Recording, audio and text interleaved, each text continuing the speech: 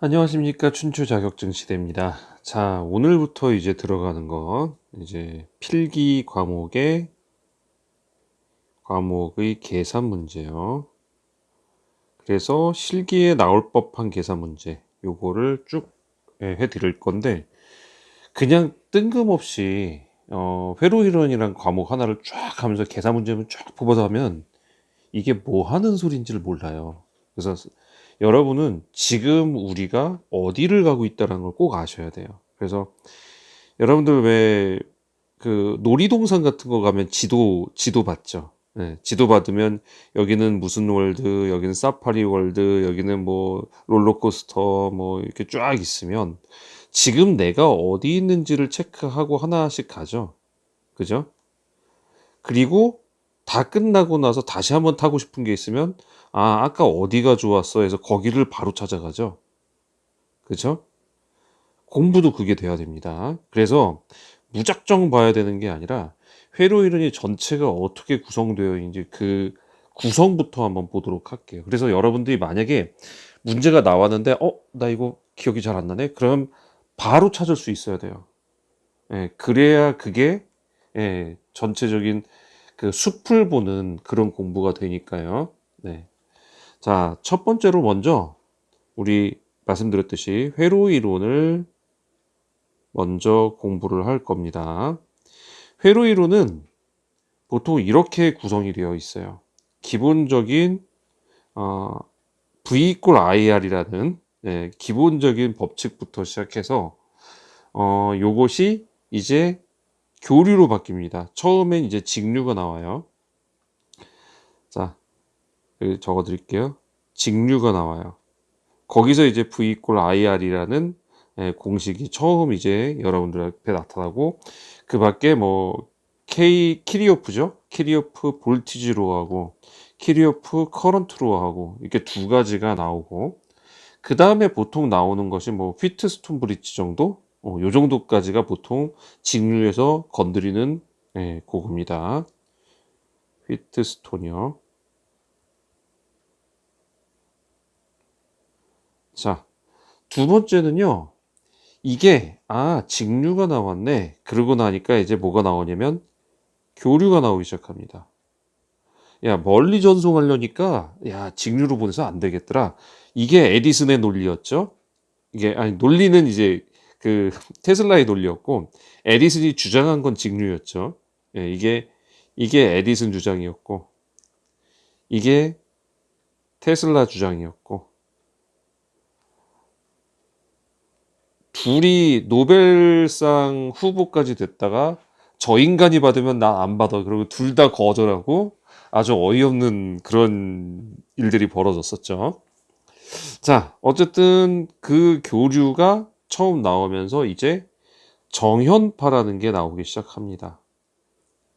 지난 시간에 알려드렸던 원으로 만들어진 에너지의 흐름을 파형으로 만들어내는 그래서 정현파 결국 사인파가 되는 그래서 삼각함수가 여기서 처음 나오기 시작합니다.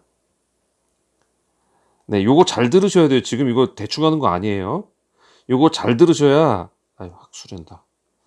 함수 말하면서 하니까 참 이거 잘 들으셔야 내가 이게 어디서 나왔겠구나 그거를 금방 찾아가요. 자, 그래서 여기서는 뭐가 나오냐면 교류에 대한 파형 같은 것들이 나와요. 교류를 처음에 이해하는 가장 기본이 나오고 보통 벡터 같은 것들이 다 여기서 이제 나오기 시작합니다. 네. 그래서 두 번째 딱 배워야 되는 거는 삼각함수하고 벡터라는 이런 게 나오기 시작합니다. 자, 세 번째를 가게 되면요. 이제 교류가 나왔잖아요. 그전에는 저항만 어떤 말하기가 참 그렇네요. 저항만 저항 성분이었어요.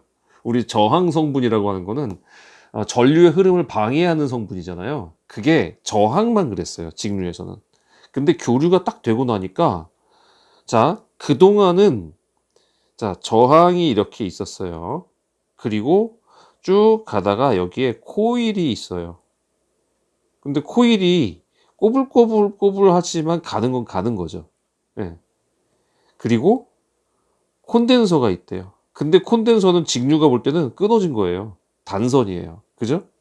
그래서 직류일 때는 이런 걸 전혀 생각하지 않았는데 교류가 되니까 얘네들이 저항일 뿐 전류가 흐르네. 전류가 여기도 흐르네. 끊어진 건 줄 알았더니 야, 직류할 때는 끊어져 있어도 얘가 흐르네. 요렇게 되면서 근데 정상적으로 콸콸콸 흐르지 않고 조금 걸리는구나. 저항과 비슷하게 얘가 살짝 어렵게 지나가는구나. 하긴 여기가 끊어져서 유전율로 이렇게 채워졌으니 유전체로 채워졌으니 이 안에가 전류가 도전체처럼 잘 흘 리는 없겠지 하면서 이 사람들이 이거를 저항 성분으로 보기 시작했어요. 이렇게 된 거부터가 교류에서는 R뿐만이 아니라 L과 C도 다 저항으로 봐야겠구나. 근데 이걸 저항이라고 말하려니까 얘랑 겹친단 말이에요. 그래서 그래. 얘를 우리 임피던스라고 부르자. 그러면서 새로운 용어가 탄생을 합니다. 그게 임피던스 Z입니다. 자, 임피던스 Z만 딱 얘기하려고 했더니 야, R하고 L하고 C하고 이게 벡터적으로 좀 다른 문제가 발생하네. 네. 자, 물리학에 보면요. 이 물건을 이렇게 끌고 나가. 이렇게 운동과 같은 방향으로 힘을 준 힘에 대해서만 일을 했다라고 말합니다. 그러니까 이렇게 끌고 가야만 일을 했다고 보는데 우리 이렇게 끌면은 마찰 생겨가지고 힘들잖아요. 그래서 보통은 들어서 옮기죠. 그죠? 물건 있을 때 끌지 않잖아요, 잘. 예, 그래서 이렇게 들어서 옮기는데 세상에 들어서 옮기는 이 드는 힘은 일을 안 했다고 본대요. 들어서 이렇게 가면은 여기에 대한 이 성분, 요 성분, 요것만 일했다고 본대요. 야, 뭐 이런 뭐 같은 논리가 다 있지? 막 이러면서 이제 우리가 방향과 거기에 대한 힘 이것이 같이 대두되기 시작하면서 그때 벡터라는 개념이 나오기 시작해요. 자, 내가 이게 움직이는 운동의 방향과 힘을 쓰는 힘의 방향이 같지 않으면 같은 성분만 일한 것으로 본다라고 한 거예요. 그래서 이렇게 갔을 때 여기에 점점점점점 내려와서 요것만 일한 것으로 보겠다라는 거예요. 이거 뭐하고 비슷하지 않아요? 이게 여기서 나온 개념이 바로 역률이에요. 이게 이쪽 방향으로 가는 게 아니라 위쪽 방향으로 끌어당기니까 여기에 세타에 대한 코사인으로 요 값만 일한 걸로 봐줄게. 다시 말해 이것 중에 요것만 내가 X 성분만 요거의 Y 성분이죠. 여기서 X 성분만 일한 걸로 봐줄게. 그게 뭐예요? 전력이죠. 야, 이거는 일한 걸로 안 봐. 그게 뭐예요? 무효 전력이었어요. 그래서 이거를 P, 와트라고 하고 이거를 PR이라고 하고 바라고 했죠. 그죠? 이건 와트라고 하고. 그러다 보니까 얘를 피상전력이라고 해서 야, 이거는 볼트 암페어로 그냥 하자. 이렇게 해가지고 이거를 PA라고 피상전력이라고 부르게 됐습니다. 피상전력이란 건 그러니까 실제로 한 일이고 요거는 실제 여기에 작용한 일이죠. 작용한 일. 거기서부터 벡터와 역률의 관계가 생기기 시작합니다. 이게 교류에서 시작이 돼요. 그러다 보니까 R과 L과 C가 R은 이렇게 가는데 운동 성분에 와서 이렇게 작용을 하는데 L은 이렇게 작용하고 C는 이렇게 작용하더라는 거예요. 그래서 R과 L과 C가 이렇게 작용하다 보니까 야, 이거 세 개가 벡터적으로 합해져야 돼. 얘가 1이고 얘가 2고 얘가 3이야. 그랬더니 이게 전부 다 합쳐져서 6이 되는 게 아니야. 이러면서 야 이게 방향 따라 틀리더라고. 그러면서 이제 점점 얘기가 나오고 그러다 보니까 2하고 3 해 가지고 이쪽이 1이 되고 1하고 1이 되니까 이거는 야 루트 2 밖에 안 되던데? 6이 안 된다 야. 1.414 밖에 안 된다. 이런 논리가 여기서부터 시작이 된 거예요. 여러분이 이 교류 때문에 이제 짜증이 나면서 막 벡터가 나오고 왜 i를 갖다가 a 플러스 jb로 쓰는지 막 이런 거에서부터 이제 짜증이 나기 시작하죠. 예, 여기가 교류의 시작인 거예요. 자, 지금 오늘 전체적인 스캔을 하는 거라 이거 잘 아셔야 여러분들 이제 다 돼요. 네. 자, 교류가 이렇게 나왔습니다. 교류가 나오고 나면 그 다음에 교류에서 이제 나오는 각종 그 법칙과 정리들이 나오기 시작해요. 예.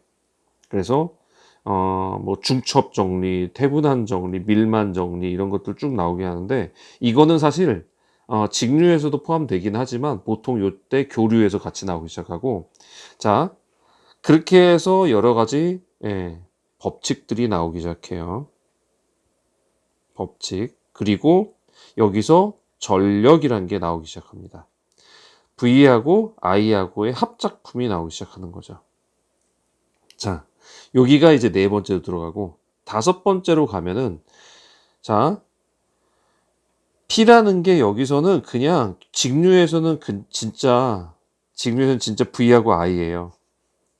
근데 교류로 딱 넘어오니까 얘가 방향이 틀리네.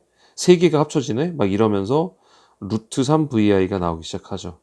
예, 그래서 직류와 좀 다른 구하는 방향이 나오기 시작하고 자 이러고 나면은 다섯 번째는 뭐가 나오냐 지난 시간에 얘기 드렸어요 한번 우리 발전기 수력 발전에서 수차 돌리는데 야 요거 한 바퀴 돌아가면 얘가 이런 정연파로 얘가 나오더라. 근데 야 한 바퀴 돌리는데 얘 한 번만 나오면 좀 아깝잖니? 그래가지고 이거를 좀 더 해보자. 조금 돌아가면 여기서도 한번 해보고 조금 돌아가면 여기서도 한번 해보고 조금 돌아가면 여기서도 한번 해보고 여기서도 이렇게 하면 육상이 되겠죠. 근데 육상으로 하니까 간섭 안 되겠네. 야 간섭 안 받고 좀 적당히 많이 쓰는 방법 없냐? 해서 나온 게 삼상이라는 개념. 120도까지만 하면 쓸만하구나. 거기서 나온 거죠. 그래서 120도의 삼상이라는 개념이 나오기 시작합니다. 이거 맨날 그릴 때마다 헷갈려요, 아주. 네.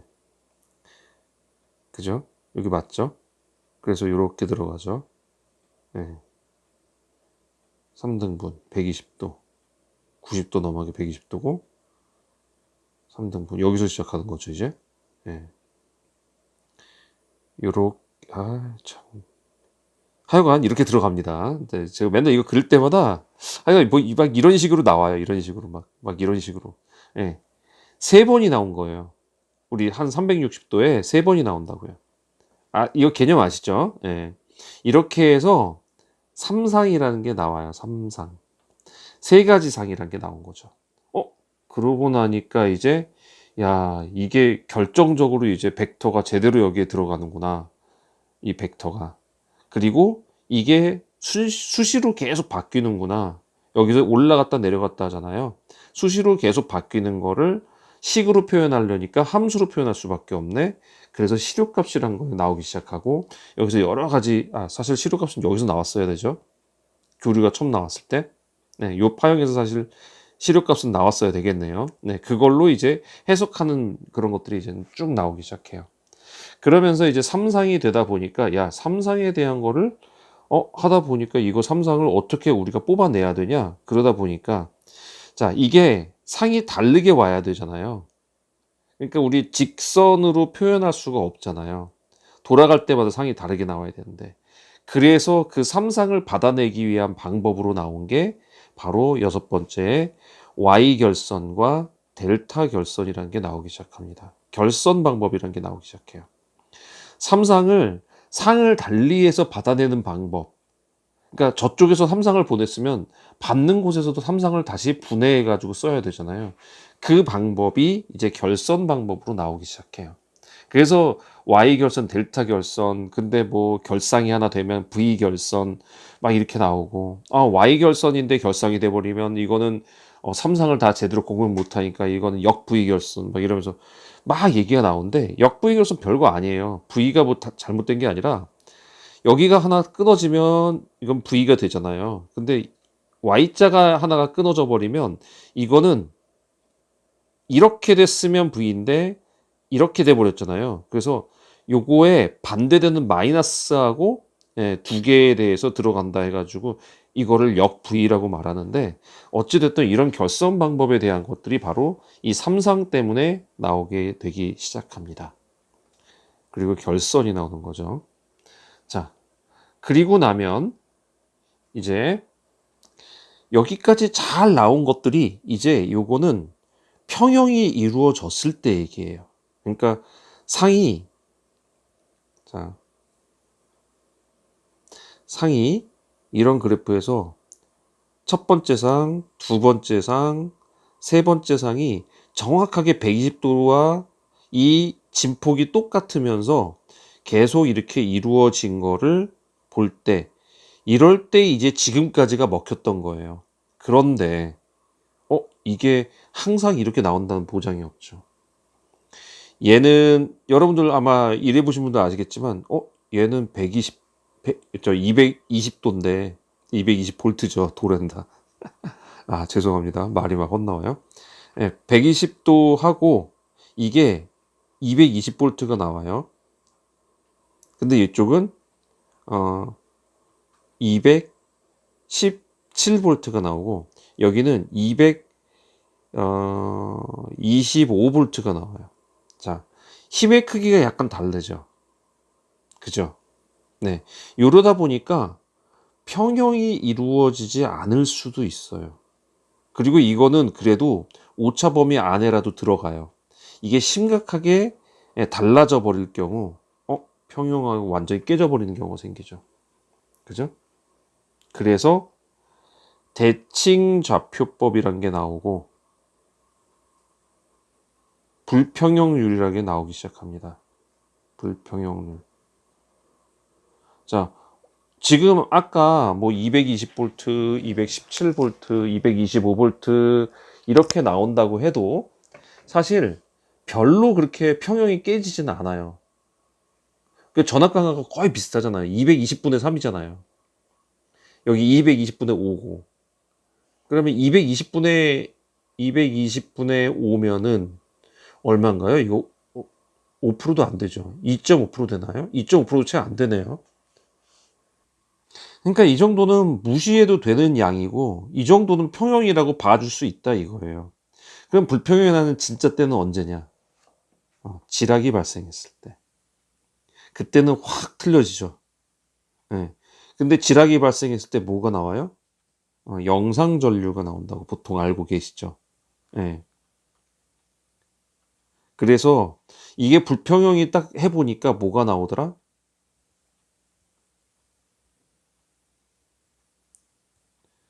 정상과 역상과, 자, 이게 역상이라는 건 아니에요. 이거 헷갈리신다. 자, 정상과 여기에 대한 뭐 역상과 역상이 이렇게 나올 건데, 예. 그리고 영상과 뭐 이런 식으로 해가지고 희한한 곡선이 나와요. 이런 식으로. 예. 그래서 이런 식으로 막 이상한 곡선이 나와요. 불평형 곡선이. 예. 그래서 정상하고 역상하고 영상하고 세 가지가 달리 나오게 되면서 평형이 깨지기 시작해요. 그래서 이때부터 여러 가지가 상의 상황을 보는구나. 그런데 영상이 딱 검출이 되면 이거 지락이다. 이렇게 해서 영상 지락 별류기 뭐 이런 거 나왔던 게 다 여기서 나온 거예요. 회로 이론 쪽에서. 평형이 깨져 버리니까. 심하게 불평형이 돼 버리니까. 그죠? 그래서 나온 거예요. 자, 그래서 이렇게 평형이 깨진 파형이 나오기 시작하면서 이제 불평형이라는 게 나와요. 그러면 불평형 파형이 생기면 이거를 불평형 파형이 딱 생기면 이상하게 돼버릴까요? 그냥 우리 예를 들어서 사인파가 이렇게 예쁘게 나오고 있는데 불평형이 나오면 막 이런 게 나오나요? 이러지 않더라는 거예요. 불평형이 나와도 규칙성을 갖더라는 거예요. 이런 식으로. 정연파는 아니지만 뭔가 규칙성을 갖고 있는 파형이 나오더라는 거죠. 왜냐면 파형이 여러 개가 겹쳐 있을 뿐이지 그게 다른 파형이 나오는 건 아니거든요. 예를 들어서 이런 파형이 나올 수도 있죠. 그죠? 이런 것들이 어쨌든 규칙성을 보이는데 그 규칙성을 우리가 함수로 표현해 보자 하고 나온 게 퓨리에의 급수예요. 어떤 책에는 퓨리어로 돼 있고요. 우리 저기가 이게 프랑스 사람일 거예요, 아마. 그래서 이름이 영문명에 따라 어디는 퓨리에라고 하는 거는 이제 프랑스식 발음이고 영어식 발음은 퓨리어라고 보통 읽거든요. 그래서 책마다 좀 달라요. 퓨리에라고 하는 데도 있고 퓨리어라고 하는 데도 있어요. 어쨌든 이 퓨리어 급수를 만들어낸 게 바로 이 파형의 해석 때문에 나오기 시작해요. 그게 불평형 파형 때문에. 네. 그래서 여기서 퓨리에 급수라는 개념이 나오기 시작합니다. 그리고 나면 번호가 몇 번이었죠? 8번이네. 자, 그럼 9번이겠죠. 네.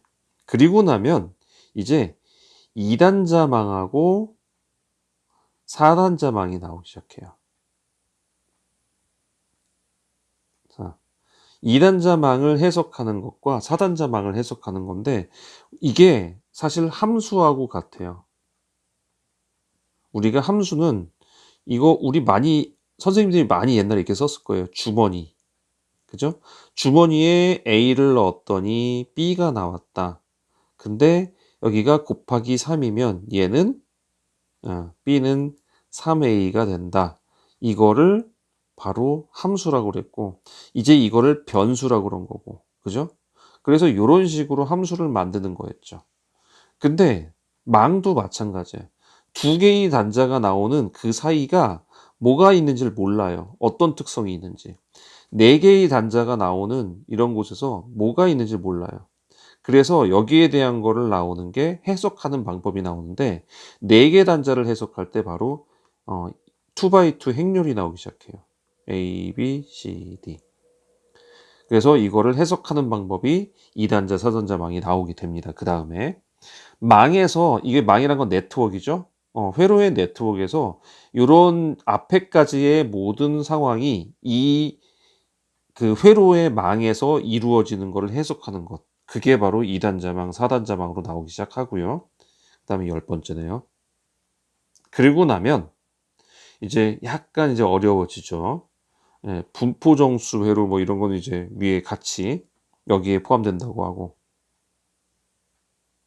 자, 그리고 나면 이제 라플라스라는 변환이 라플라스죠. 라플라스 변환이라는 가장 회로 이론에서 이제 어려워지는 그쪽이 나오기 시작합니다. 여기서 이제 미적분이 들어가게 됩니다. 라플라스 영어로 이게 우리 왜 스페인의 그 여성형에 대한 관사죠. 예, 라플레이스라고 많이들 했었어요. 그래서 사람들이 라플레이스라고 하기도 하고 라플라스 변환이라고. 어쨌든 이 사람의 그걸로 변환을 하는 건데 이 변환이 나오게 된 계기는요. 미분을 미분을 갖고 방정식을 풀어내야 돼요.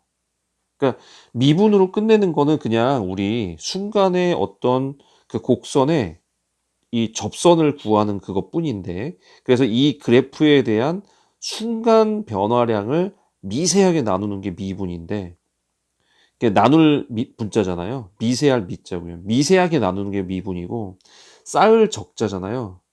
이렇게 있으면 요거를 하나 계속 이렇게 쌓아가지고 요 모양을 만들어내는 걸 적분이라고 그래요. 그러니까 쌓을 적자잖아요. 그래서 나눈 거를 쌓아가지고 그래프를 만드는 게 적분. 이거를 순간으로 나누는 게 미분인데 이 미분이 된 거를 해다 보니까 x가 이런 식으로 나오기 시작하네. 그리고 적분을 하다 보니까 이게 이걸 갖고 미분과 같이 들어간 거 두 개를 짬뽕 된 거를 방정식을 풀려니까 이거 되게 힘들고 어렵게 안 풀리네. 이래서 야 됐어. 우리 라플라스 S로 바꿔. 이걸 다 바꿔. 그래 가지고 이걸 다 바꾸게 되죠. 그죠? 예. 그래서 S분의 1 S 이렇게 해 가지고 다 바꿔 가지고 우리가 방정식을 이렇게 하니까 쉽게 풀리는구나. 이래 가지고 방정식을 풀기 위한 방식일 뿐이에요, 라플라스 변화는. 그래서 다 풀었어요. 그러면 이 방정식 풀면은 이대로 끝나느냐? 아니요. 우리가 뭔가를 우리 왜 이거 아시죠? 컨버터 우리 DC 컨버터 아시죠? 컨버터 하면은 자, 교류를 직류로 바꿔 주죠. 그죠? 이거 어디서 나올까요? 이거. 이 개념. 네, 발전기에서 나오죠? 발전기 충전기에서 나오네요. 충전지. 예, 충전지에 들어갈 때는 DC로 바꿔줘야 되니까 컨버터 써야 되고, 다시 나갈 때는 교류로 다시 바꿔줘야 되니까 이때 인버터 쓰죠. 그죠? 그러면 축전지가 여기 가운데 직류로 하는 거는 얘의 특성 때문에 어쩔 수 없는 거예요. 근데 다시 쓰게 할 때는 교류로 바꿔줘야 되잖아요. 똑같아요. 이 라플라스 변환도 계산은 방정식의 계산을 위해서 나온 그런 방식이기 때문에 나중에 이게 다 계산이 끝나면 라플라스를 다시 역변환해 줘야 돼요. 그래야 우리가 원하는 값이 나와요. 이거는 단순히 계산의 편의를 위해서 나온 그런 변환이거든요. 근데 이게 있냐 없냐에 따라 계산이 천차만별로 쉬워지는 그런 상황이 돼요. 그래서 라스플라스 변환과 라플라스 역변환이 세트로 이렇게 나오게 됩니다. 네. 여기까지 하면은 사실 보통 넘어가는 건데 이제 그 뒤에 보통 회로연의 이제 책마다 약간 틀린데 여기에 이제 과도 현상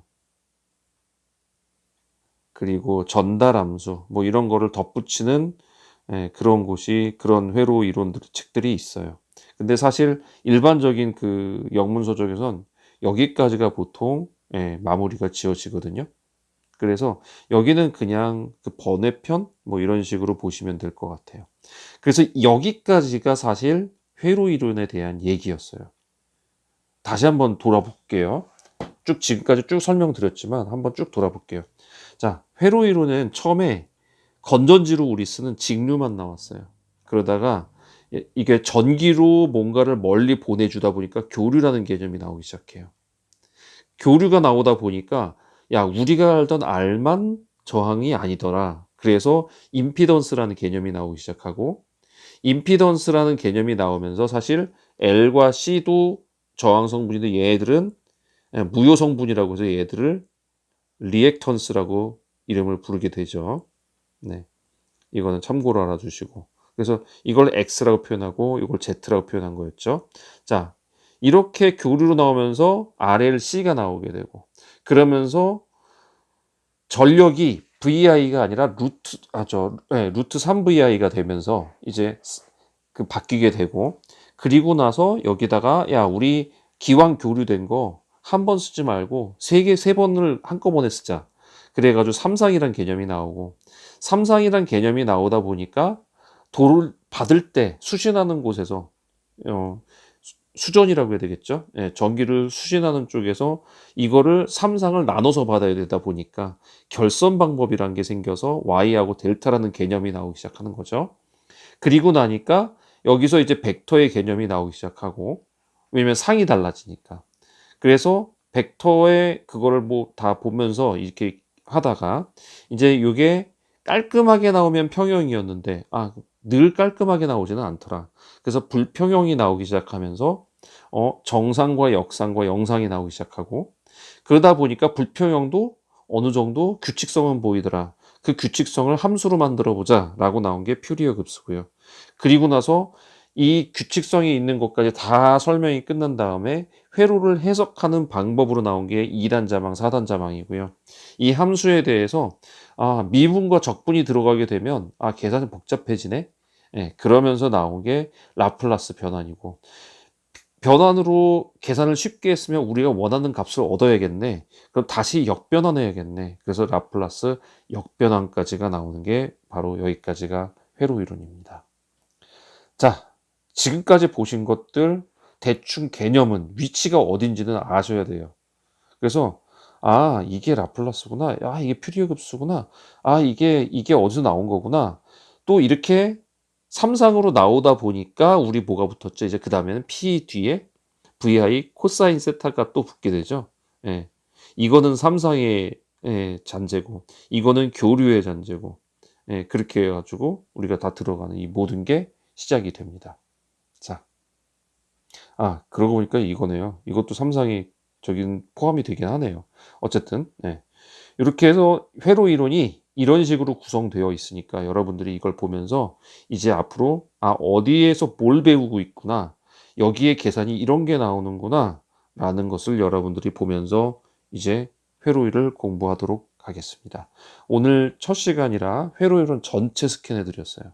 그러니까 여러분들이 이제 나올 때 뭐뭐뭐뭐 할 수 있도록 어떤 게 어디에서 나왔구나 찾아볼 수 있도록 머릿속에 기억을 해 두셔야 됩니다. 네, 도움되셨으면 구독과 좋아요 부탁드리고요. 내일부터 이제 계속 회로 이론 쭉 계산 방법 공부하면서 같이 해 보도록 하겠습니다. 함께 하신 여러분들 감사하고요. 다음 시간에 뵙겠습니다.